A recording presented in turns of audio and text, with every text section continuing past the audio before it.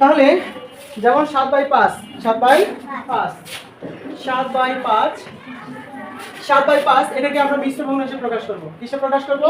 মিশ্র ভগ্নাংশে প্রকাশ করব। কিভাবে করব দেখেন। তাহলে আমরা এখানে সমান দিয়ে উপরে 7 নিচে কত 5। আপনাকে বুঝতে হবে এটা হলো ভাগ চিহ্ন। এটা কি চিহ্ন? ভাগ। কি চিহ্ন? বা ডিভাইডেড চিহ্ন। তাহলে আপনি 5 দ্বারা 7 কে ভাগ করবেন প্রথমত। ঠিক আছে? প্রথমত এখানে লিখবেন এখানে লিখে প্রথমে বড় সংখ্যাকে 7 কে 5 দ্বারা ভাগ করবেন। 5 7 এর ভিতরে কতবার যাবে? মাত্র একবার, কারণ 5 দুগুণে 10 7 এর চেয়ে বড় হয়ে যায়। তাহলে 5 1 কে 5 যদি আমি একবার দেই তাহলে এখানে 5 লিখব। লেখার পর 7 থেকে 5 বাদ দিলে কত থাকে? 2।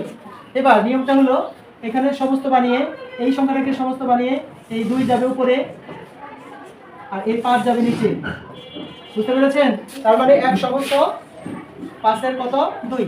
এখন বিষয়টা খেয়াল করেন যে একটি পূর্ণ সংখ্যার পাশে যদি প্রকৃত ভগ্নাংশ থাকে তাহলে সেই ভগ্নাংশকে কি বলে? মিশ্র ভগ্নাংশ বলে। আচ্ছা এখন দেখেন তো উপরে 2 লব ছোট নিচে 5 হর বড়, তাহলে এটা কি প্রকৃত ভগ্নাংশ না? আর একটি পূর্ণ সংখ্যার পাশে প্রকৃত ভগ্নাংশ থাকবে তাকে কি বলে? মিশ্র ভগ্নাংশ বলে। আপনি কি বুঝতে পেরেছেন? এবার যদি আবার সব মিশ্র ভগ্নাংশই কিন্তু পূর্ণ সংখ্যা নয়, সব মিশ্র ভগ্নাংশই পূর্ণ সংখ্যা না।